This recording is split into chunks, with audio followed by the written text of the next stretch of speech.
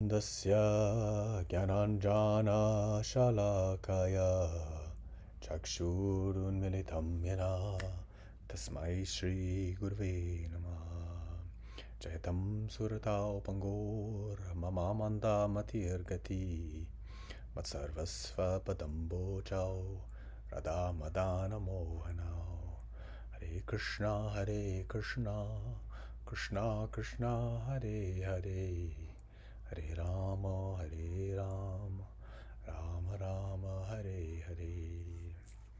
Right, namaste everybody. Hare Bol, Hare Krishna. Minasan namaste. Hare Krishna. So, we're here for Saturday Satsang, our usual weekly event. はい、毎週恒例の土曜日のサットサンガの時間です。And we have many questions, but we'll start because today, or last night rather, was the Mahashivaratri, the great night of Shiva. 質問いくつかいただいてるんだけれども、まず、昨日の夜がシバの偉大なるシバの夜というね、マハシバラトリという、祭典というか、日だったので、それについての質問から答えようと思います。And then also Junko is coming to us live from Rishikesh, which is maybe one of the maybe Varanasi more, but one of the primary places of Lord Shiva would be Rishikesh. で、純子が今中継している場所のリシケシという町も、ものすごくシバ崇拝が強い、インドの中でも特に強い場所ですね。より強いのはバラナシだと思うけれども、リシケシも、相当なシバデボティの町です。So this day, this night rather, it kind of it commemorates, or it honors the night of Shiva and Parvati's wedding.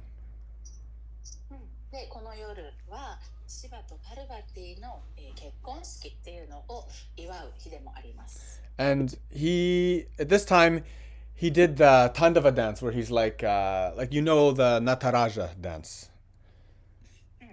皆さんもご存知の通りナタラジャダンスですね。シバの踊りっていうのを見たことあると思います。これが起こっているのもこの夜だと言われています。It's a sacred dance done as worship. It's like it's a joyous dance.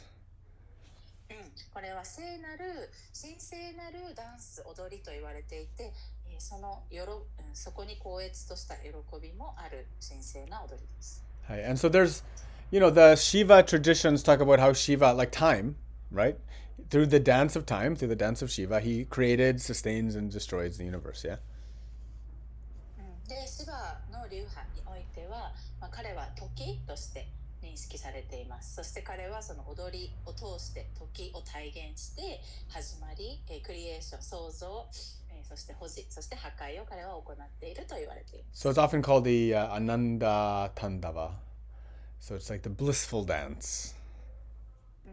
この踊りに関してはアナンダタンダバと呼ばれていて、至福の踊りとも言われています。So this is the night of Shiva, last night. We've already passed it, so too bad if you missed it.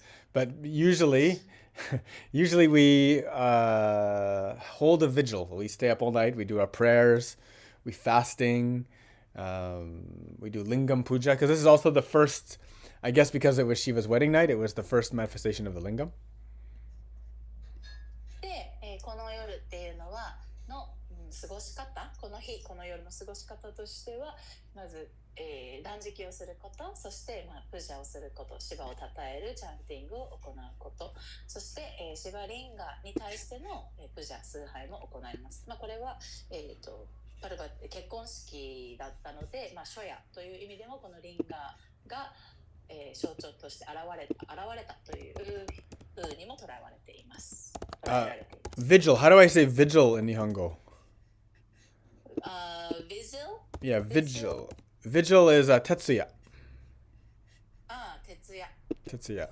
Yeah. That's kind of, in English, that means like we stay up all night, we have like a fire kind of thing, we hold our gaze kind of thing.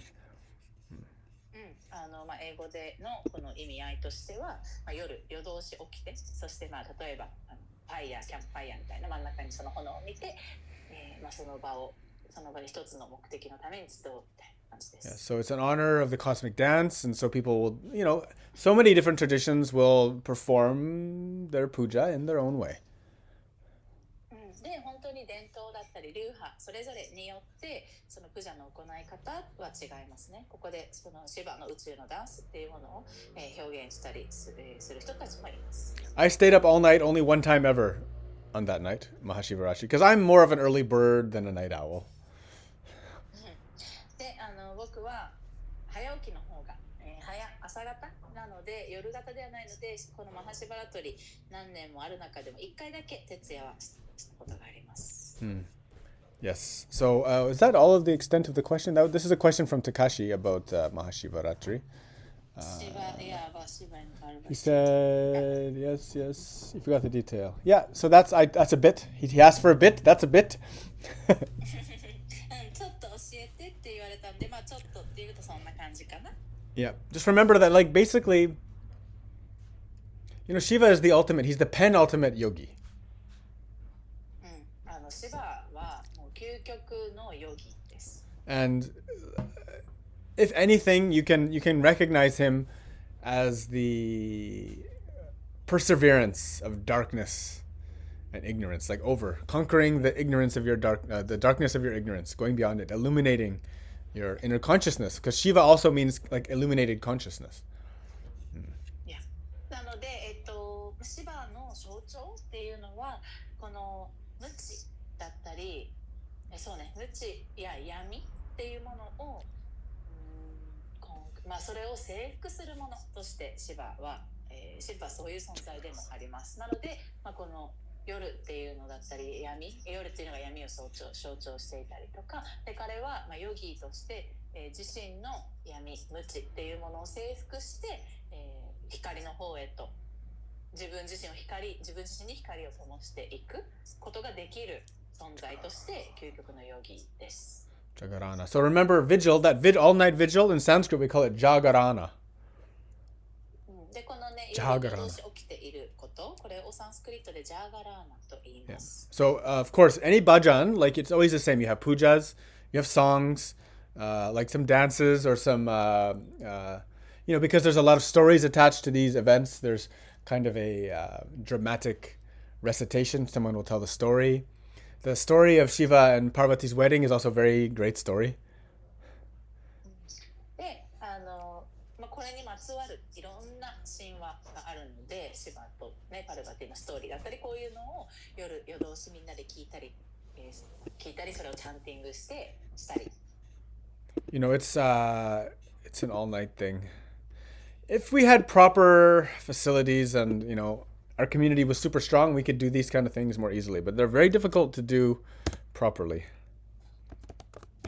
でも正しくこの崇拝を行うっていうのは、この儀式を行うっていうのは、それ同じような意識のものすごく強いコミュニティがないとなかなかできませんね。Yeah. Yeah. There's one that we do for Radha Krishna. Radha Krishna に対して、during the Shivaratri? No, not Shivaratri. It's a different festival. Okay. 今回これがシバとパルバティのお祝いだとしたら、ラダクリシュナに対して行う日っていうのもあります。Yeah. Jai. Our second question comes to us from Quentin. And do you want to ask it in English, Quentin? Do you want to ask it from your voice? Or should I read it? Yeah, I can say it. Okay, say it and then she can translate. Yep. Okay, you can hear me? Very good, very good. So yeah, it's after the last Vedanta Veda from the Wednesday. And Junko, you had to leave early, so I couldn't ask the question. So it was, you were talking about the knowledge and the thing that we are doing in this world, and I don't know. Okay. Your question was about transcendental knowledge, yes? Yeah, exactly. Yeah. So like what can we do to practice, right? Yeah, exactly. So the most of the knowledge that we have in this world have actually nothing to do with the transcendental knowledge. So, or what we are doing. Like you are talking about charity. Mm. And so, yes, I would like to know what we have to focus in this material world that is not. I don't know. That is not material. Yeah, exactly. Yeah, I get it. I'm a bit tired, so. Yeah. No, it's a good question. It's a very people always ask me like, so how do I do transcendental things? What do I do? How do I practice? What do I meditate on? Yeah. Junko? はい。コンタの質問は、前回の水曜日の哲学クラス、ベーダンタスートラで話されていたのが、この世俗の中で得られる知識っていうのは超越したものではない。で、超越した知識というのはまた別にある。それがベーダンタの知識だったりするんだけれども、っていうことはこの世俗の中で生きる私たち、物質次元に生きている私たちはじゃあどういった知識を得ていったらいいのか、そしてどのようにこの超越した知識を得るための、過ごし方、プラクティス、学び方があるのかという質問です。Yeah. This is also like the whole Bhagavad Gita basically talks about this, right? Krishna is talking about this all the time, and we will of course hear this more. But there is a very precise answer to your question. で、バガバットギータ自体ももう本丸ごとがこれについて話しているようなものなんだけれども、コンタンの質問にピンポイントである答えがあります。And so there's one thing that I put in your textbook, your TTC textbook, which has this information on it. But here's a quote. There's a nice quote here. TTC 受けた方はテキストに引用を入れているんだけれども、その引用を紹介します。So it's pretty long. I'll break it down so Junko can translate. Parikshit Maharaj attained salvation simply by hearing. パリクシット・マハラージは悟りを聞くことだけで得ました。Sukadev Goswami attained salvation simply by chanting. スカデブ・ゴーシュワミはチャンティング唱えることだけでサルベーション救済を得ました。Prahlad Maharaj attained salvation by remembering the Lord. プララード・マハラージは主を思い出すことだけで救済を得ました。The goddess of fortune, Lakshmi Devi, attained perfection by worshipping the Lord's lotus feet. ラクシュミ、富の女神ラクシュミは完璧さというものを主の蓮のおみ足を崇拝することだけで得ました。Prithu Maharaj attained salvation by worshipping the deity of the Lord. プリトゥ・マハラージは主の神の像というものを崇拝するだけで、he attained Salvation salvation by worshipping the deity. Yeah, deity. Akrura attained salvation by offering prayers. アクーラは救済を得たのは、お祈りを捧げることでした。Hanuman by rendering service. ハヌマンが救済を得たのは奉仕を行うことでした。Arjuna by establishing friendship with the Lord. アルジュナは主と友情を築き上げることで救済を得ました。And Bali Maharaj by offering everything to the service of the Lord. バーリマハラージは主への奉仕にすべてを捧げたことで救済を得ました。So this is in your textbook, and it's the 9 processes of devotional service.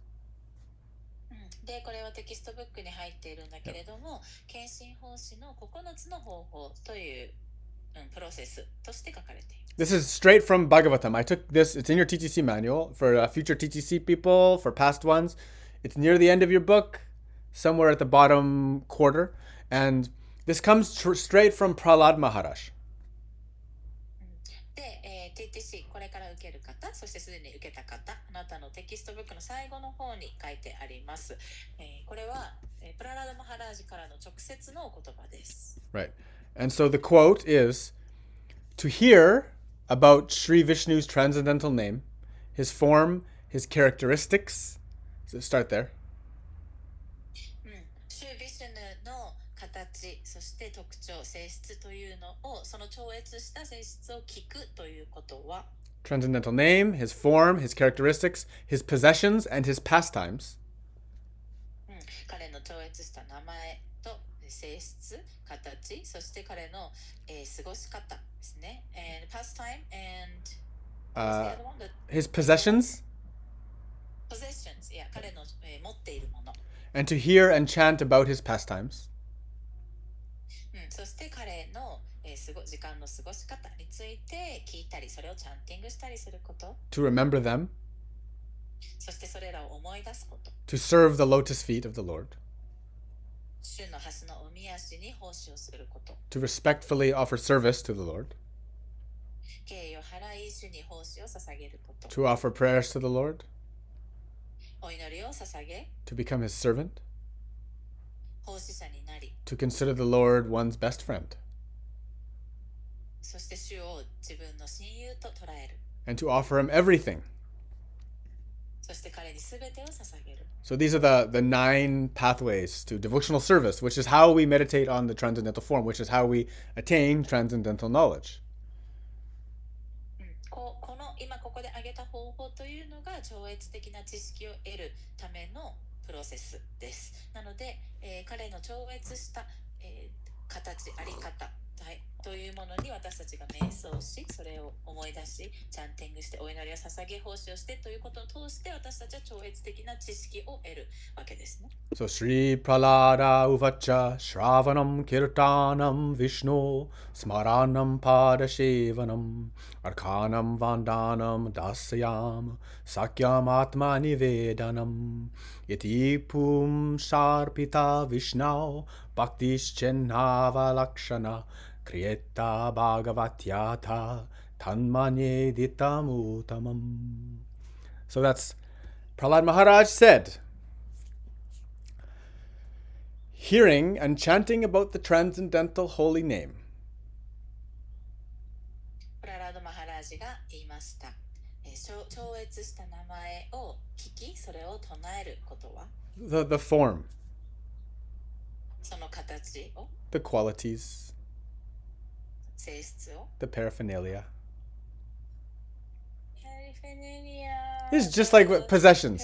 periphery No, just like the possessions, right? What we just said, we already went through this. まあ Yeah. いや彼の持っているもの、それが備わっているものだったり持っているものだったり。 So first Shravanam, right? Hearing, listening. We also talk about Shruti is very important in yoga, right? なのでシュラバナって、ヨガではとても大切ですね。これはシュルティと同じです。聞くこと。 So our upcoming text in our online ashram philosophy class will be the Bhagavatam. Not the next one, right? Eventually. Eventually, yes. It's in the queue. はい、in the queue, yes. 水曜日哲学クラスの、次に学んでいく教材というか題材が、そのうちバガバタムに入ります。 It was recited because of Maharaj Parikshit, who was an emperor who knew he was going to die. So he went to go find some sages, and then they basically recited the whole Bhagavatam. So for his last 7 days of his life, he just sat by the river listening to the Bhagavatam, and then he went from there. Prakshit Maharaj? Yes, Parikshit. His last 7 days. Yeah, so he was, the idea was there was some kind of prophecy or I can't remember, some karmic happening, and he was going to die. So then he's like, I can't be a king anymore, I give up. He becomes a sannyasin in one moment, and then he goes and seeks holy sages, the company, the sadhu sangha, the satsang, and he listens for 7 days straight. He listens, okay. Yes, Shravanam. はい、このプラクシマハラージという方は王様だったんだけれども、何か予言か何かを受けて、もう僕は今すぐ王を辞めてサンヤスにならないといけない、放棄して、その道へと歩まないといけないと言って、王座を辞め、森に入り、そして聖者を探しに行き、で、最後のもう7日後に死ぬとなっていたので、死ぬ前の7日間その聖者からこのお話を聞いた、その話、彼が聞き続けた7日間のお話がバガバタムです。 Yes. And so, always, like we're doing satsang like this, we're talking about this topic, we're listening, it's going in, our heart is shaking, we have questions, whatever, to clarify, but listening is important, very important. で私たちはねこうやってサットサンガなどを通して聞いていますよね。そして聞くことを通して、心が震えたりとか何か感じることがあって、そしてそれに対してまた疑問もいろいろ湧いてくるんだけれども、まずこういう話を聞くということがとても大切です。And first canto of Bhagavatam talks about Narad, and Narad, he achieved salvation by being in the Sangha, listening and eating their prasadam. ね。ナラドが、救済を得た方法っていうのは、サンガの中にいて、その中で話を聞き、そしてプラサーダムをいただいていたっていうことで、彼は救済を得ましたね。Chanting is kirtanam, like kirtanam. キルタナムはキルタンとも一緒です。So, 名前を唱える。So yeah, this is like through japa or through singing the holy name. Sukadev Goswami was chanting this whole Bhagavad Gita to Parikshit Maharaj as he listened. で、スカデブ・ゴスワミ Yeah. はこのバガバットギータを No, Bhagavatam. Yeah, Bhagavatam. Yeah, you said Bhagavad Gita. Did I? I meant Bhagavatam if I said Gita, Yes, sorry. you did. Okay. Yeah, that's what I thought, but Okay, I just right. translated what you Yes, said. yes, So yes. Bhagavatam を、プラクシマハラージへとチャンティングを通して聞かせていたわけですね。Yeah. You have to also say japa by meditating on japa Oh, yeah, meso. Yeah. And はい、主の名前をジャパ瞑想を通して唱えたり、それを瞑想の対象として行っていくこともそうです。this includes doing kirtan, like chanting, like we do. キルタンもそこに含まれますね。神の名前をそれは唱えていることになります。歌いながら称えて唱えていますね。Bhajan, this is all devotional music. It's sung. You're chanting the holy names. They're coming through your mind and your mouth, your body. そしてバジャンもそうですね。聖なる名前というものが私たちの歌うことを通して頭にも入ってくるし、全身もその聖なる振動を感じているし、口もその振動を自分で発しています。で、そして耳にも入ってきますね。全身を聖なる名前で満たしています。Vishnu Smaranam. Smaranam is just like smriti, remembering. Vishnu Smriti, remembering God, remembering the Lord, remembering Vishnu. ビシュヌスマラナムっていうのはビシュヌスムルティと同じような意味です。スムルティは思い出すとか記憶ですね。なのでビシュヌについて思い出していること。There's so many stories of this in Vedas, like from Gajendra, who's the famous elephant who remembered God and was saved by him. But the most famous is Prahlad Maharaj, whose remembrance was so strong that he literally summoned Narasimha to give revenge to his evil demon father. 聖典の中にいろんなストーリーがあって、例えば象だったりと、それがそのキャラクターが神を思い出して救済を得たとかいろんなパターンがあるけれども、一番、パワフルなストーリーとしてはプララード・マハラージはもう神のことをとにかく強く思い出していたので、思い続けていたので、ナラシンハがそれによって呼び起こされて出てきて、そして彼は、ナラシンハは悪を倒してくれて、彼らは救済を得たわけですね。Next is Pada Sevanam. Pada, feet, seva, service, serving the lotus feet of the Lord. パダセーバナムは、パダは足です。セーバナムは、セーバは奉仕ですね。つまり、ハスの御足に奉仕する。And as mentioned before, Lakshmi she's the main example of this. で、これを行う一番の例えとしては、ラクシュミーがそうでした。In the pictures, you literally see her massaging the feet of Vishnu.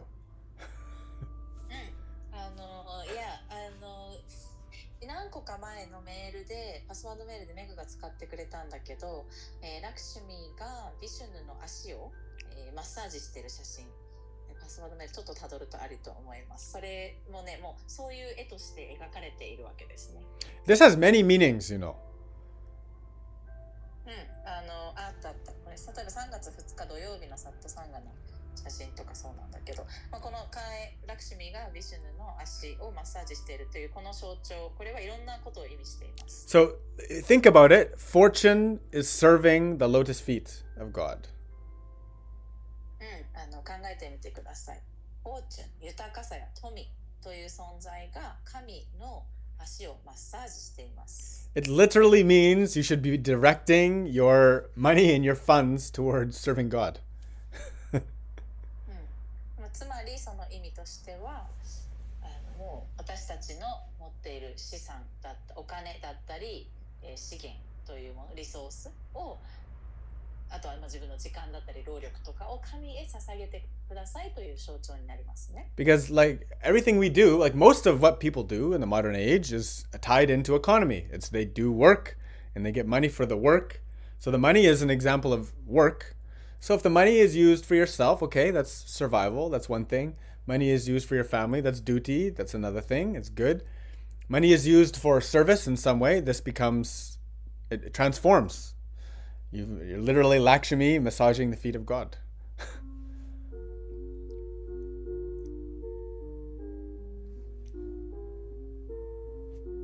Did Junko disappear? Junko? My God. My translator has disappeared. Okay, so I said... I'm sorry. Oh. I'm sorry, I'm back. Okay, you're back. So, I'll say again. Number one, we use our money to feed ourselves. That's good. It's survival. It's important. まず私たちの稼いだお金っていうのは自分たちが生き延びるために使う食事に使ったりとかする。これは重要なことですね。We use our money to support our family, to support our household, to, help our friends, to do whatever we do with the money. This is duty. It's good. でもちろんその稼いだお金で自分たちの家族が生存するために使っていく、自分たちの身の回りの人たちの生存のために使っていく、これも必要なことですね。But then we use our money to serve the lotus feet of the Lord directly through, directed devotional service. Then you literally are embodying Lakshmi massaging the feet. そして同時にその自分たちの持っているもの、お金だったりを富を、主の献身奉仕のための活動に使うということは、ラクシュミーがビシュヌの足をマッサージしているのと同じ行為をあなたはしているわけです。Next is Archanam, which is deity worship. アーチャナの次です。これが、神を崇拝するということ。This is why we need temples. で、この神の崇拝というのはここでは、形ある形で主を崇拝する方法になってくるので、こういった時にこの文脈において私たちはテンプルという場所が必要になってくるわけです。Right? So the temple is kind of the center of a community. テンプルというものはコミュニティの中心ハブになっていくところでもありますね。And the temple is a place where usually the deities are installed, which is the physical representations of the focal point of worship. そしてディエティというものがテンプルに置かれてテンプルは通常ディエティというものが置かれていますね。ディエティとは何かというと、神様を形として表した、分かりやすく言うと像です。神の像で、ここに私たちの崇拝の矛先を物質的に向けられるようにそれが置かれているわけですね。仏像とかもそうですね。So of course people are offering everything to the deity, and then because that's the center of the community, it's ultimately shared by everybody, right? そして人々はね、そのディエティに神の像に対してさまざまなものを捧げていくんだけれども、そこはコミュニティの、中心でもあるので、つまりみんなの場所です。All foods and fruits and everything that's offered to the deity gets distributed as prasadam amongst everybody. なので人々が神へとお供えしたものっていうのは、お供えされた後にまた人々へとプラサーダムとして分けられていきます。分かち合われていきます。And then the wealth, anybody that gives wealth or possessions or anything, ultimately it should be somehow shared by everybody, and not like unlike modern kind of super church American priests and stuff that take everything for their private jets and their opulent lifestyles. テンプルに捧げられたお賽銭みたいなものですね。お金っていうものだったり富というのは、これもどうにかしてコミュニティに還元されていく必要がありますけれども、現代では、メガチャーチと呼ばれる巨大な、キリスト教の教会とかにおいては、そのお布施というか教会に寄付されたものが、一部のよろしくない牧師さんたちによって彼らの贅沢に使われていることも間違ったやり方であります。And then ultimately, this is why currently we're making steps towards making our temple at the ashram, so we can install deities and we can do this kind of proper archanam practice. そして僕たちの、作っている熊本のシュリアシュラムにおいても、ファンドレイジング、クラウドファンディングなどをしては、資金を集めてテンプルを今建てようとしています。そしてそのテンプルという場を通して私たちはその正しい崇拝というのを実践していける場作りをしようとしています。The next is praying, vandanam. 次はお祈りをすること、バンダナ。Right, offering prayers. So this is kind of, it's, prayers is like a combination of remembrance and like devotional feeling. お祈りをすること、これは、献身の気持ちを思い出すことでもありますね。The main story here is about Akrura. ここで、ね、一番使われているお話はアクーラのお話です。Yeah, so he was on a pilgrimage to Vrindavan and he was giving prayers. He wanted to see Krishna. アクーラはクリシュナを見たくてブリンダーバンへと、巡礼の旅に出ていました。So but his real job, he was sent by Kamsa to bring Krishna Balram to basically to be killed. なんだけど彼の本当に実際与えられていた役割っていうのはカムサという人に指令を受けてクリシュナとバララムをこっちに連れて帰ってこい、そしたら俺たちが殺すからというふうに言われて、言われてたのが彼の役割でした。But ultimately, he was going as a pilgrimage and to give worship to his Lord. なんだけど彼自身は、実際は巡礼の旅として、ブリンダーバンへ向かい彼自身の主に対して敬意を払いたかったわけですね。Yes. Dasyanam, executing orders. This is giving service. This is where Hanuman is given as the example, right? ダスヤの次の方法は、奉仕者として奉仕することで、これの例えはハヌマンですね。And if you go back, Junko and I, we went through the whole Ramcharitmanas. It took us the better part of a year, if not a year. I can't even remember how long now. Like 9 months? 9 months to go through the whole text. ちょっと前にね、ラーマヤーナの、ラムチャリットマナスというお話、ハヌマンとラーマのね、お話を9ヶ月ぐらいかけて水曜日の哲学クラスで学びました。アーカイブもあります。And there's a very big, the whole last part, Hanuman gives so many great services and he's praised so much. そして彼はもうずっとひたすらラーマに偉大なる奉仕を行っていたわけですね。そしてとにかく主を称えて奉仕していました。And actually, how great Hanuman is that he came into many cultures. そしてハヌマンは本当にそれだけ素晴らしい存在だったので、その後さまざまな文化によってハヌマンの物語が語り継がれています。Sakyam, serving as a friend. This is where Arjuna, who is our main character in the Gita and the Mahabharata, is featured.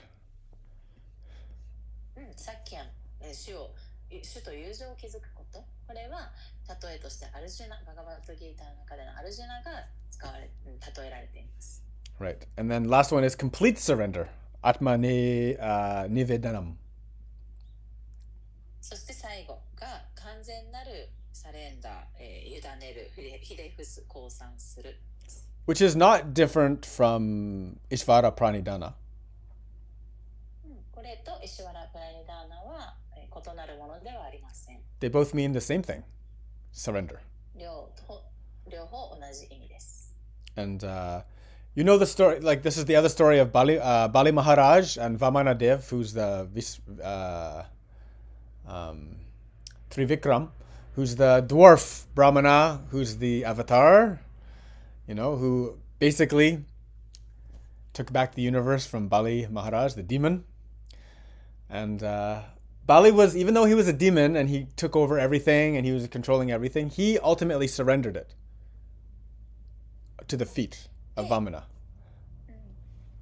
ここで例えられるお話がバリ・マハラージのお話ですね。バーリーは悪魔でした。なんだけどここでバーマナというね小人の、姿をしたアバター、ヴィシュヌのアバターが現れ、そして最終のこの、バーマナのおかげでバーリーはもともと悪魔で世界中を悪の力で征服していたんだけれども、最終バーマナと出会い彼は完全にサレンダーしたわけです。He offered his kingdom, he offered all of his possessions, and then ultimately his head, his body, his own body. まずは自分の王国をサレンダーして差し出しました。そして、この世界中を差し出しました。手放し差し出しました。そして最後に彼自身の頭、体をすべて差し出しました。Yeah. So this is kind of a collection of the 9 primary paths to devotional service, which Prahlad, he collected it and he taught this. His main offering to the canon of Bhakti Yoga. Sorry, what did you say again?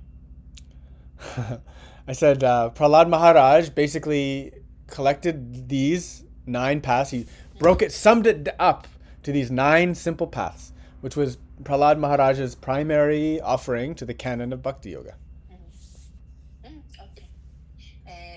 プララード・マハラージがこういったお話というものをすべて集めてきてコレクションにして、9つの方法として神を崇拝する方法として9つの方法に、分かりやすくシンプルにしてまとめ上げました。そしてそれが彼のバクティヨガという流派においての彼の行った貢献でしたね。There's a little story here about Prahlad Maharaj. Prahlad Maharaj in City. Actually, we have a question about who is Prahlad Maharaj. Yes. I'll just answer to this story little by little. It's a big story. I can't just say he's this. So just listen, keep listening. I'm still doing. Hi. So. プララード・マハラージとはどなたですかという、質問に対して、彼はこういう人ですって一言では言えないので、まだ説明しているので聞き続けてください。Yes. Okay. So, before I get to the story, he basically is a devotee born to a family of demons. His father was a king, a pure demon. He wanted to have basically a totalitarian dictatorship over everyone, and he didn't want anybody to be a devotee. He wanted everyone to worship him. プララード・マハラージは献身者として生まれてきたんだけれど、彼の生まれ落ちた家庭環境が悪魔の家庭環境だったわけです。で、悪魔というか邪悪な人たちですね。例えば彼のお父さんは王様だったんだけれども邪悪な王で、自分の絶対権利主義みたいな方法で誰一人神を崇拝するな、僕だけを崇拝しろという父親のもと生まれた献身者でした。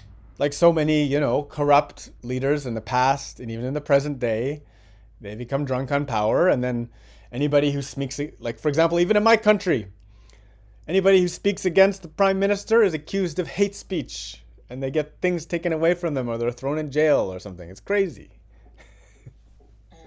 政治家だったり権力を持っている人たちの中では汚職とか腐敗した人たちがたくさんいますね。で、例えば僕の国カナダでも政府の意向と反する言葉を発したらヘイトスピーチというふうにカテゴライズされて、そういうふうに判断されて、自分の権利を失ったり何も発言できなくなったりすることがあります。Right, and if anybody has an idea against that's different than the majority, then you're a conspiracy theorist.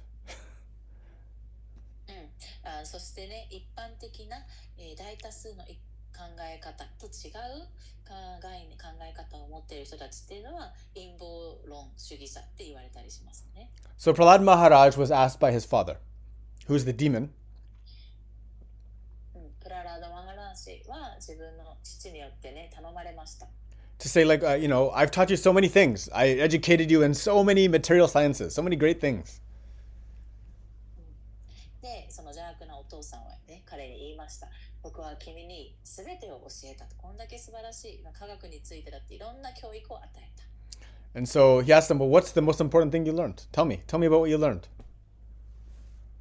で、その中で君が学んだことの一番大切なことは何だったか教えてくれと父さんは息子に聞きます。 Especially Prahlad Maharaj was taught heavily in diplomacy. Nitti. そして特に息子が学んだ、受けた教育のフォーカスが、ディプロマシー、交渉術というか、なんていうのかな、政治的な駆け引きとかの方法です。王族には必要ですよね。So he said, all of the things I learned about diplomacy, all of the things I learned materially, they're all useless. The only thing that's really the best is what I learned from my spiritual master.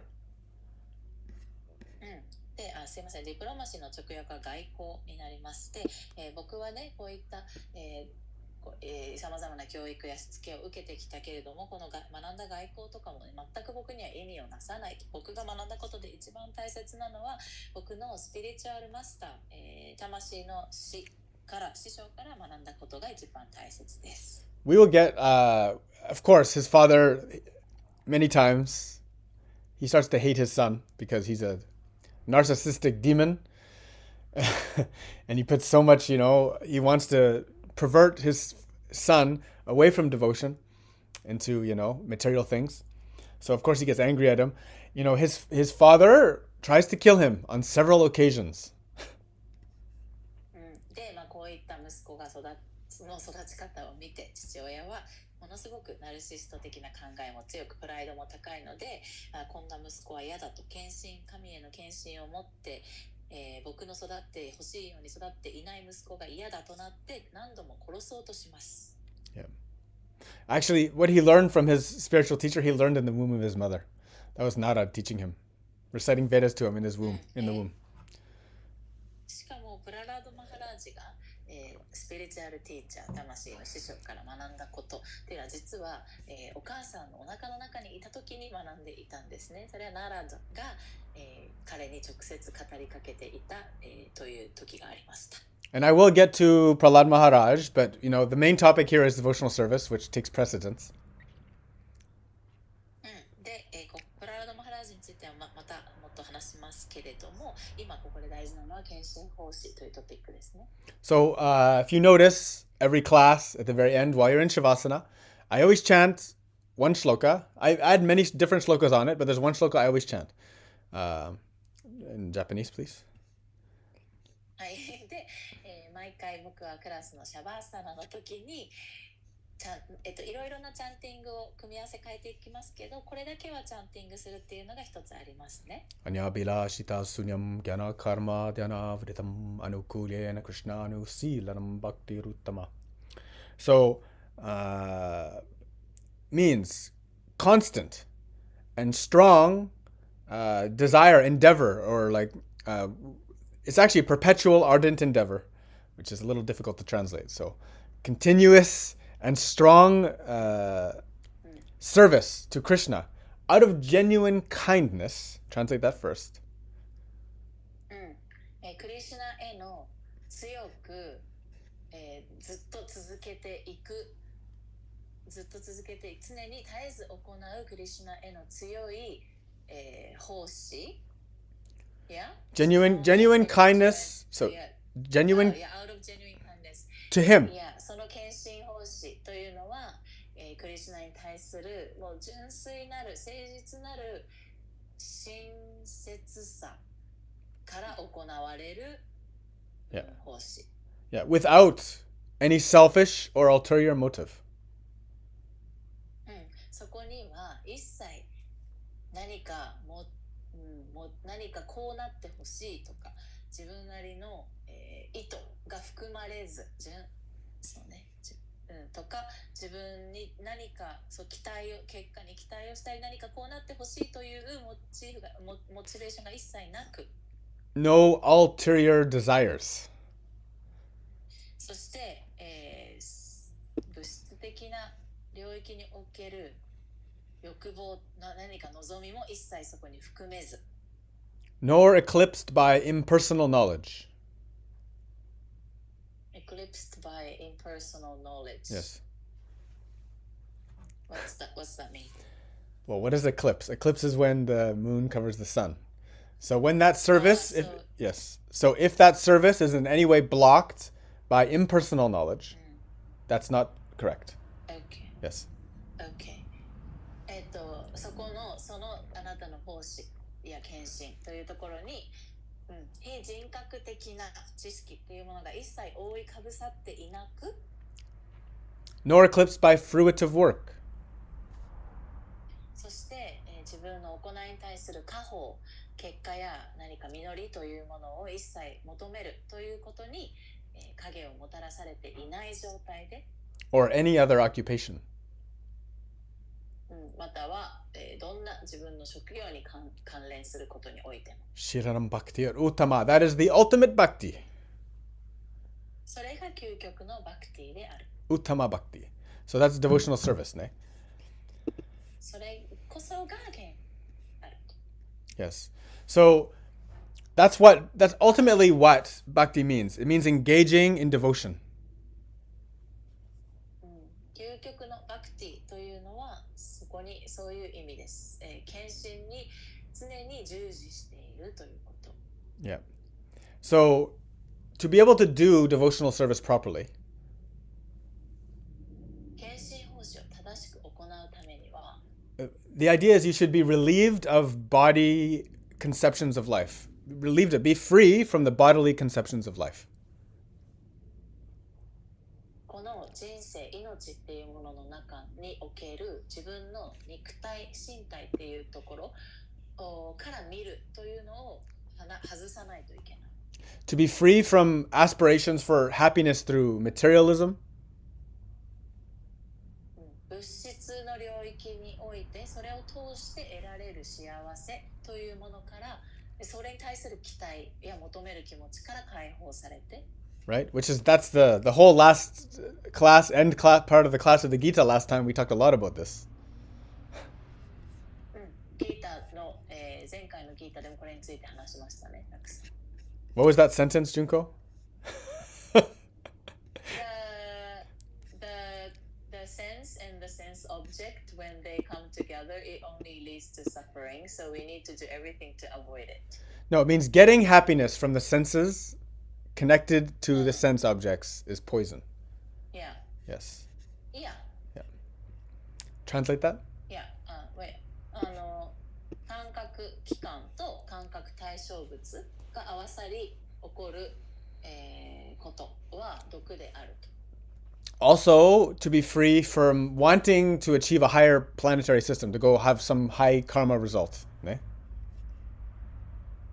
そして、より高次なカルマの結果というのを得るために。So to basically do work simply for the satisfaction of Krishna. Simply.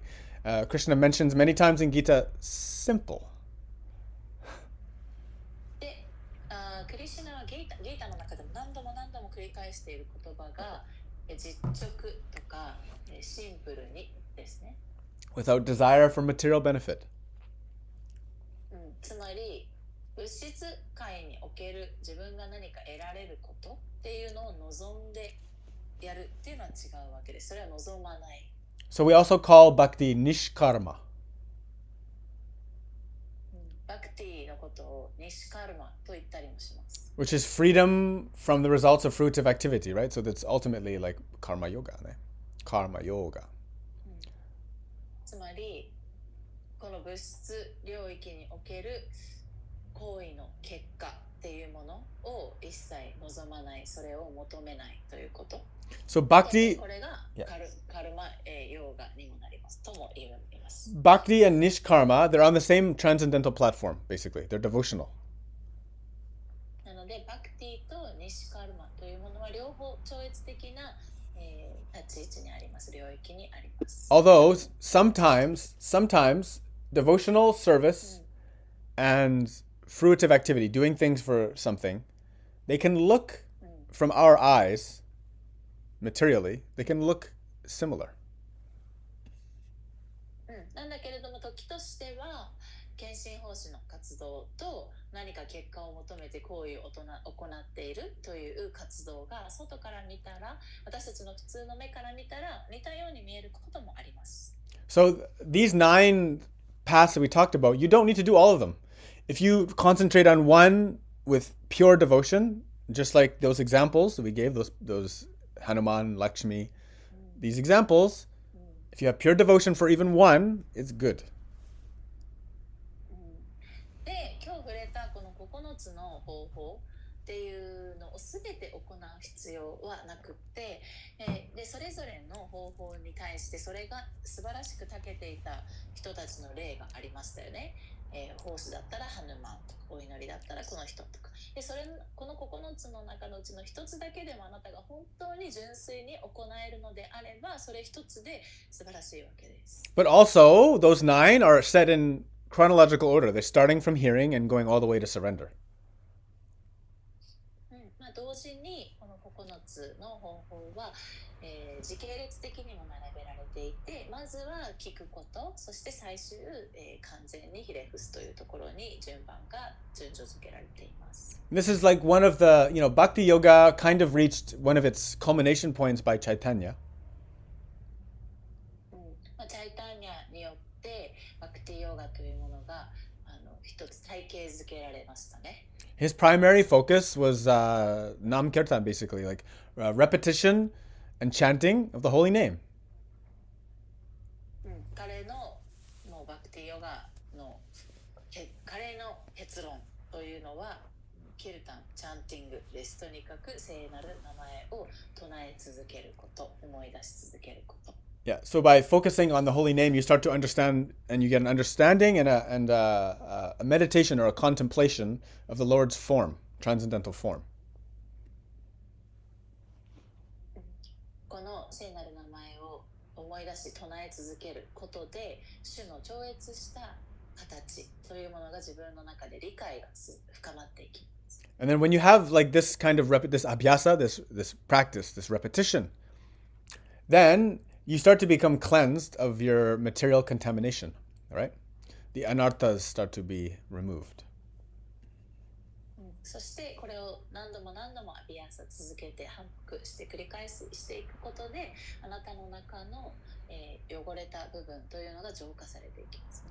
And then the material conceptions of life, which are they're very like, they're dirty. They're dirty modes of things. We get these ideas and it puts us in these weird positions.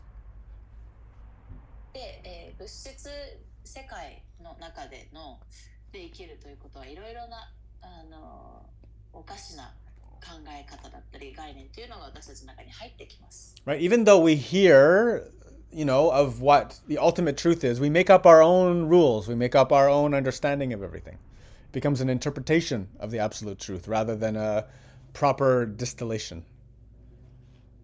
そして私たちは絶対的な真実というものを聞いたことがあったとしても、私たちのマインドっていうものが自分なりのナレーション、ナレーティブ、物語を作り上げますね。なので真実を直接ダウンロードするわけではなく、自分なりのフィルターをかけてしまう。And then when the heart is clean, totally clean, and all the material dirtiness is removed, そして私たちのハートが、どんどん浄化され、そこの、汚れというものがすべて取り除かれていくと、that's when we realize the form of the Lord. Ishvara Parama Krishna Satchitananda Vigraha, which is Brahma Samhita, that's next on the queue actually. で、そこで私たちは、主の、形を認識できるようになっていくわけですね。そこ、今チャンティングしたのはブラフマサンヒータからの引用で、これは次のベーダンタスータが終わったら読んでいこうと。またはベーダンタスータが終わったら読んでいこうと。Yeah, so that's why just hearing, even just hearing this story and hearing these things, it brings us more and more into a clear understanding. で、こういったことを聞けば聞くほどですね、こういうお話を聞けば聞くほど私たちの中での理解っていうのが深まってよりクリアになっていきます。And it requires constant hearing, right? The satsang is not it's not a one-time operation. そして私たちに必要なのは何度でも常にこのサットサンガだったり、お話に耳を傾けることですね。これはただ一回聞いて終わりっていうもんじゃないですね。It's just like eating, you don't just eat one meal and you're done for the rest of your life. 食べることと同じです。一食食べて、はい、もう一生食べなくていいですとは違いますよね。Your stomach requires constant upkeep. あなたのお腹は常に、ちゃんと保っていけるように、そこに食べ物を与えていかないといけないです。Yes. And so that's basically sums up what devotional service is about. Very little, very little. There's so much more, but that's a little bit of an understanding of how we can approach it. なので、この献身奉仕というところに向けて、どのように私たちが、そこと向き合っていけるかとか、どのような、そうね、向き合い方、関わり方、行い方ができるかっていうのは、少し今日は紹介しました。Yeah, so it's really good to try and hear these things from a pure devotee. The more pure of a devotee you become, all of these practices, they become more and more beautiful, more attractive, and they actually have power. They actually have power to transform and awaken bhakti inside of people. で、特にね、こういった話っていうのをより純粋な献身者から聞こうと努めていくということがすごく大切で、そしてそれを通して自分自身がより純粋になっていくと、もっともっと、自分の中で献身が深まっていって、こういった話をもっともっと聞きたいとか、そういったYeah, the more you become pure, then you develop more longing for this. Yes. Yeah. もっとよりこの道を深めたい、もっと自分をバクティを強めたいとか強まっていくっていう流れになります。Yeah. And then 自分の中でのバクティがもっと深まっていく。And then, like we talked about in the Vedanta Sutra class, there are many meditations or forms that you might be attracted to. Maybe you're attracted to Krishna. Maybe you're attracted to Rama. Maybe you're attracted to Narasimha. Each one of us has like a particular stirring in the heart. And then meditating on those forms exclusively helps us to go deeper and deeper in our devotion. でね、今のベーダンタスートラで学んでいる内容が、いろいろな献身者の種類なんだけど、そのうち、自分がねより惹かれる神の現れ方っていうのに、絞って例えばクリシュナが自分のクリシュナに一番惹かれるんだったらクリシュナ、ラーマだったらラーマっていうふうにもうそこだけで一点集中して崇拝を深めていくと、もうその気持ちや献身っていうのの深まり方がより強まります。I give an example. Even she's not here right now, but Manami, she became so fixated on Tulsi. Now, like in the ashram, we have so many Tulsi sprouting. Where in Nigatsu it already started, but I couldn't get it going until like July or something. So she's like way ahead. And she spent all winter long separating the seeds from the husk and then lovingly taking care of the Tulsi seeds. So this year in ashram is going to be a huge amount of Tulsi growing just because of her devotion. And Tulsi is one of the plants of bhakti. It's the goddess. So it shows that someone is attracted to an element of devotional practice. It becomes manifest. It's amazing. So beautiful. で、今はここにまなみちゃんがいないんだけれども、まなみちゃんがトゥルシーという植物に、ものすごく愛を深めていって、この冬の間もずっと種取りを、お家でも続けていて、でアシュラムで、たくさん種を育ててくれています。なので今年はアシュラムにものすごいトゥルシーがたくさん増えるんだけれども、トゥルシーというのは一つの献身の女神とされていて、もうこの彼女の行いを見ていても何か一つに自分の愛と献身を注ぐとそれが実際に芽生えていくということの一つの素晴らしい美しい例だと思います。Yeah. So, kirtanam, like they say that when you're doing kirtan and you're chanting, で言われているのが、キルタンを行っているとき、チャンティ、唱えているとき、you should be chanting not shy. 恥ずかしがって唱えるのは良くないとされています。If you're shy, this means you're hesitant. You don't have real love. There's not real feeling in it. You're supposed to glorify. You're glorifying. That's why you say Jai. big cheer. It's supposed to be powerful and direct. で恥ずかしがっているとそれでは神を称えられていないですよね。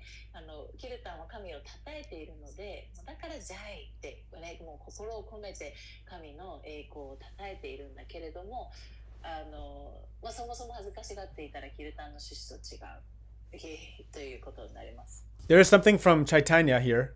Trinadapi sunechena, trarorapi sahishnuna, amanina manadena, kirtanya kirtanya sadahari.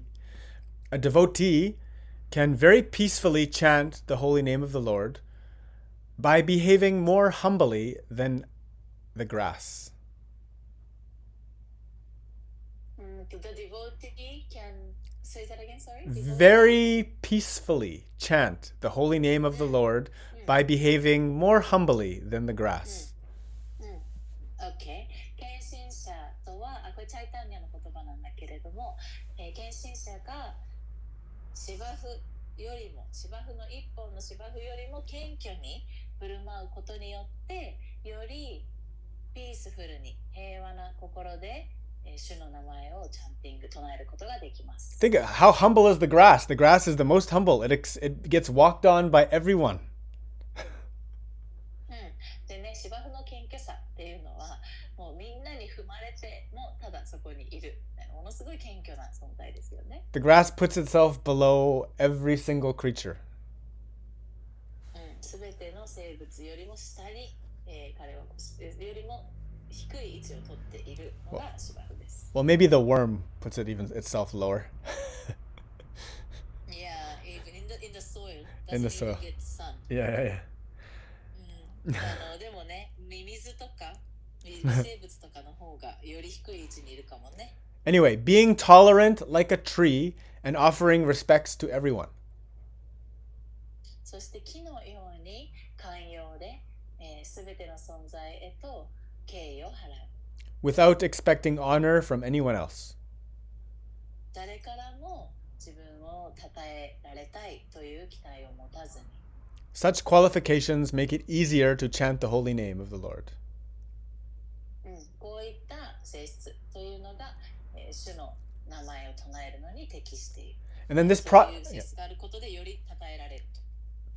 The process of transcendental chanting can be done by everyone. There's no obstruction. There's no barrier.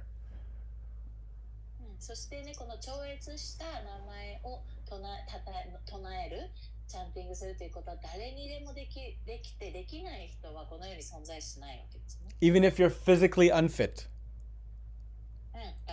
もう自分に病気があったり、健康な状態じゃなくて。Even if someone says you're lower than someone else. とかあなたがもう誰よりも低い存在だとかっていうふうに誰かに言われていたとして。Even you have no material qualifications. 物質的にも何も持っていなくても。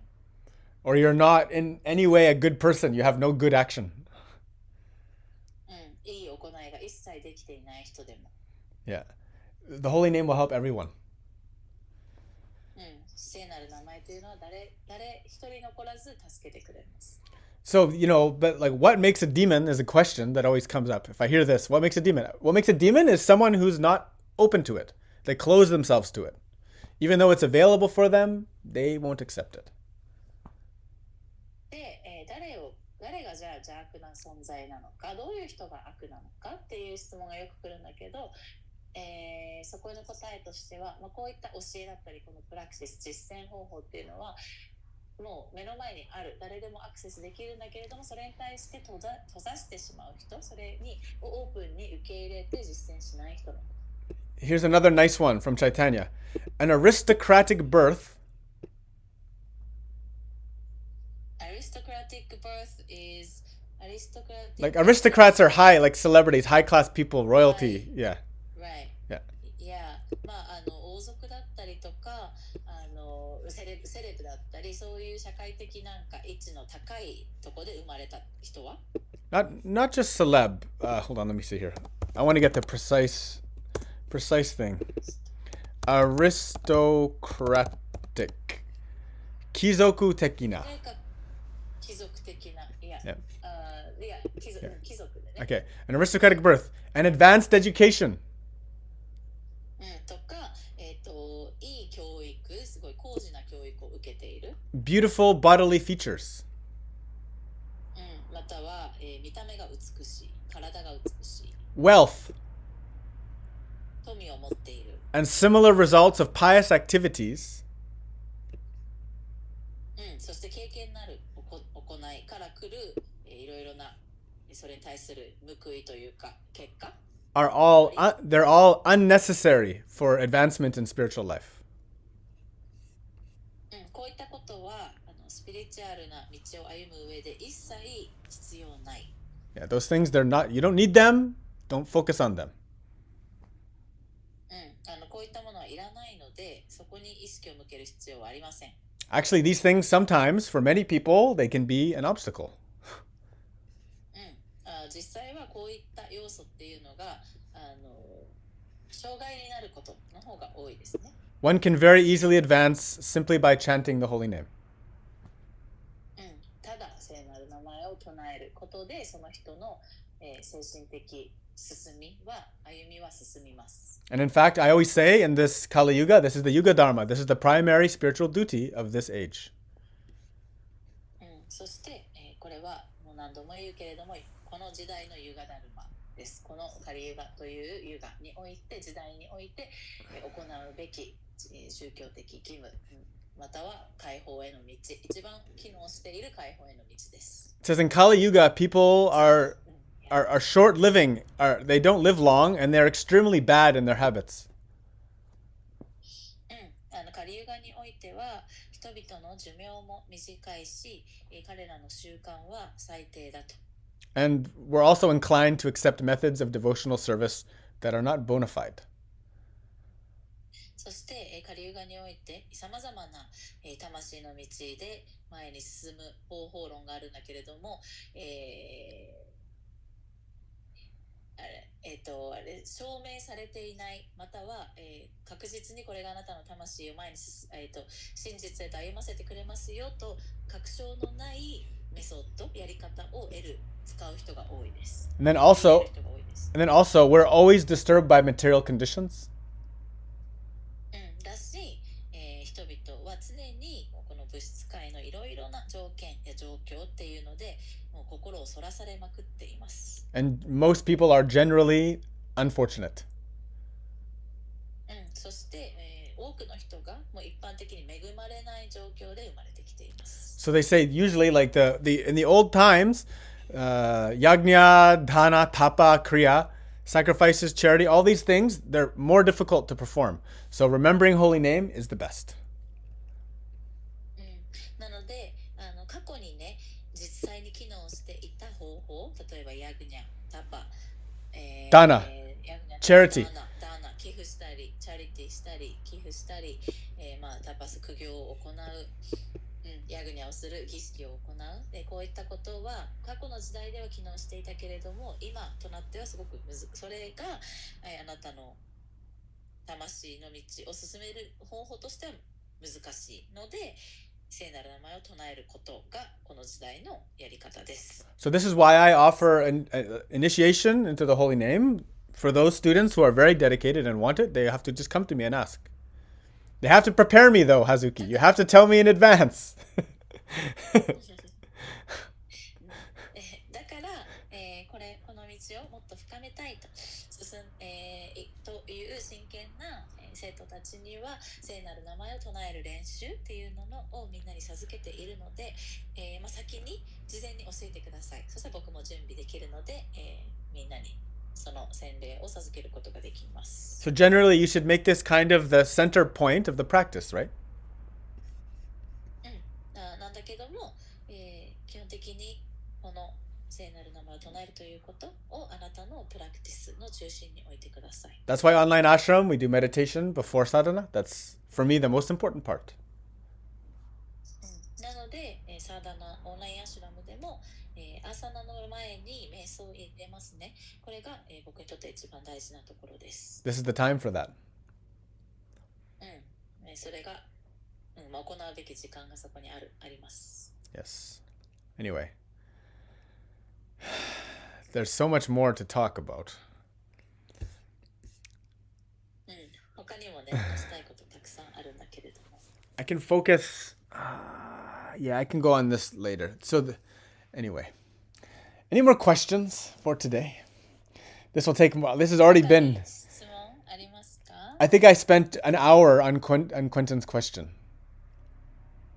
コンタの質問で1時間ぐらい An hour and 20 minutes. Well, it's an excellent question.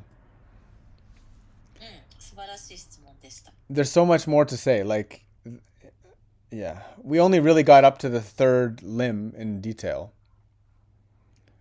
Yeah.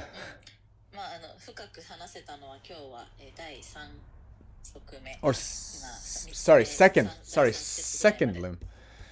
まあ第 2番目ぐらいまでしか今日は深く話せない。 Yeah, remembering chanting. We're just talking about chanting only there. Yeah. 今日はそのね、思い出す唱えるっていうところ、Yeah. までしか話せなかったんだけど、 Yeah. But that's the easiest one for us. それ Listening and chanting. 私たちがこの時代で行える一番簡単な方法ですね。 Listening and chanting are easy. Listening is easy, you know, unlike our eyes and our mouth, you can't close your ears. It's just listening happens. Even if you fall asleep, you're still listening.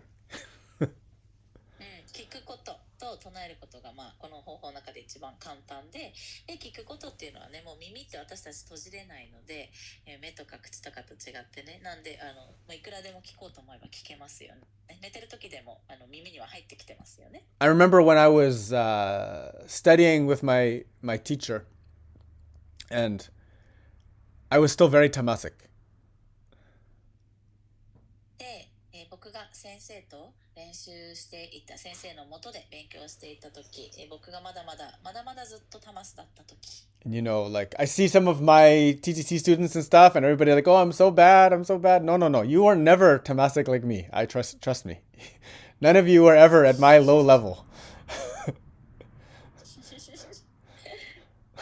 僕の TTC を受けてくれた子で、もう私本当に全然できないんです、ダメなんですってね言う子もいるけど、いや僕のタマス度に比べたらみんなここまでできてるのは全然タマスじゃないよ、本当のタマスを僕は経験しているからねみたいな感じでした。 Maybe I see you so much greater than you see yourself. Maybe my eyes, my glasses are rose-colored, but trust me, you are not at my level. でまあ、みんなはね自分を見てる自分への判断が、僕から見るみんなとみんなが自分で見る自分っていうのがね全然違うと思う色眼鏡が僕はもしかしたらかかってるかもしれないけど、でも本当にもっともっと低いレベルのタマスっていうのもあります。 So I was starting doing meditation every morning with my teacher, and then we were just meditating and serving all day long. And in satsang, many times I fell asleep. But still, when I was sleeping and he was talking, in my dreams, he was talking to me. And he was sitting in front of me and talking to me as I was dreaming. And I have a conscious memory of everything. Even going in and out of sleep, he was right there, very clear. でもうひたすらね一日中瞑想して奉仕活動をしてっていう日々のだったんだけれども、サットさんが中とかね瞑想中とかで僕も何度もこっくりと眠りに落ちちゃっていたんだけれども、その夢の中でも僕の先生がずっと僕に語りかけている、喋りかけている、僕はそれを聞いているっていうのがね何度もそれが起きていて、それについてすごく今でも思い出せます。 Yeah. So the satsang is always so good. Even if you are lazy, it's still getting into your stubborn brain. なのでどれだけね自分が今頑固だったりとか、レイジー怠惰な、状態であったとしてもサットサンガに触れる、サットサンガを聞くっていうことは本当に重要で、どんだけ自分が怠惰でもこのサットサンガの言葉っていうのはあなたの脳に入り込んでいっています。 Interesting. There's a little quote here from Daksha to Lord Shiva. 王ダクシャ王からシバへの発言の引用があります。And if you remember, I've told you guys the story of Daksha a lot. He was the one that insulted Shiva in front of everyone. パルバティ 's father, サティ 's father. Yes. サティの父親で、シバのパルバティの前の妻、ね、シバを侮辱した王様ダクシャの話ですね。ビラバドラー様。Yeah. And this is important because like one of the qualities is that devotees, fellow devotees, you shouldn't really try not to speak bad about them at all. Try to always see them positively, even if they have bad qualities. すごく重要なのが献身者同士お互いの中によろしくない性質を見出していたとしても、そういったところを、侮辱したりとかは、一切しない方がいいというふうに言われています。In fact, that's one of the offenses against the holy name, actually, is to insult another devotee. 献身者の仲間を侮辱することは聖なる名のもとにおいて聖なる名を侮辱する行為になります。So Daksha says to Shiva, I did not know the glories of your personality. ダクシャはシバに言いました。あなたの栄光というものを私は知らなかったのです。And therefore I committed an offense at your lotus feet in the open assembly in front of everyone. それによって、みんなの前、公の場で私はあなたを侮辱してしまいました。You were so kind, however, that you did not accept my offense. だけれどもあなたは私の侮辱を、受け取らなかったという意味で本当に親切でした。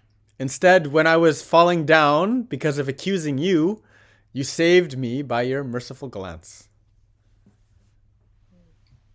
しかもそれだけではなく、私があなたを糾弾したことによって私が陥ってしまった、陥ってしまったような状況であなたは私を慈悲深い目で救ってくれました。You are most great. あなたは一番偉大な存在です。Kindly excuse me and be satisfied with your own exalted qualities. なので、私をあなたのexalted quality? Great, great. High qualities. High. So exalted. So high. Yeah. あなたの本当に素晴らしい高次な、あり方、性質、によってで私を kindly excuse me、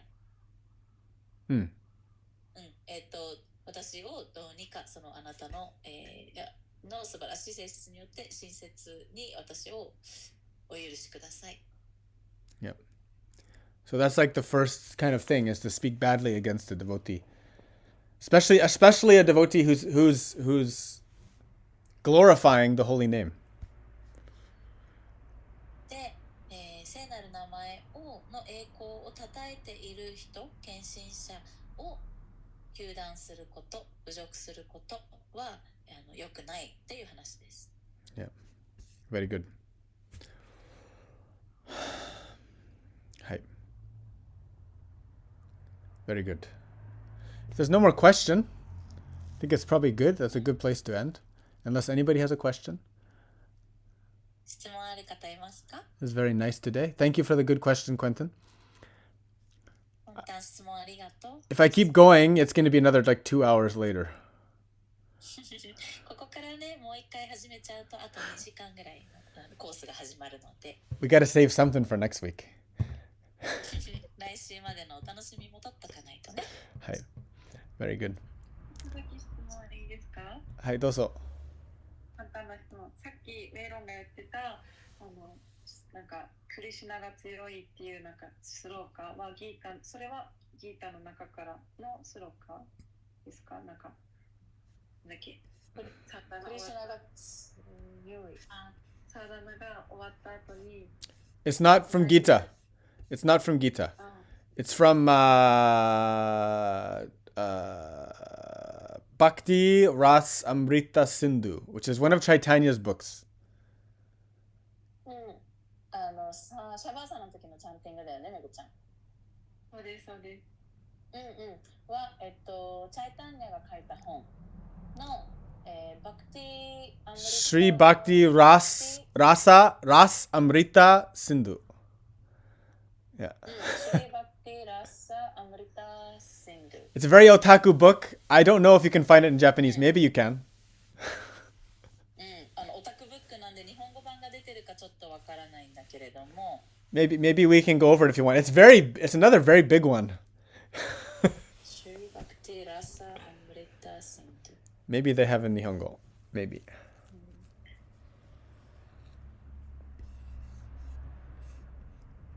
Yep.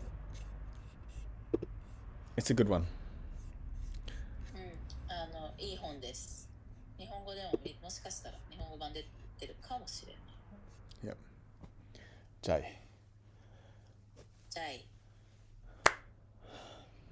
Vanchakalpatarubhyacha kripa sindhubhe vacha patitanam pavanebhyo vaishnavibhyo namo namah.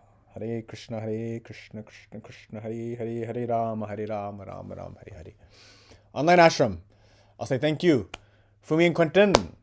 Kaori Saki. Matsunaga Megumi. Noriko Hazuki. Moriyama Keiko. Moena. My wife Shihoko. Come home. Rika. Junko. Kentaro. Moe. Rieko. Junko and Rina. We love you very much, everybody. Have a good night. Tomorrow will be morning sadhana. Join us. Kentaro's class too, ne? Haribol, we love you very much. Bye bye.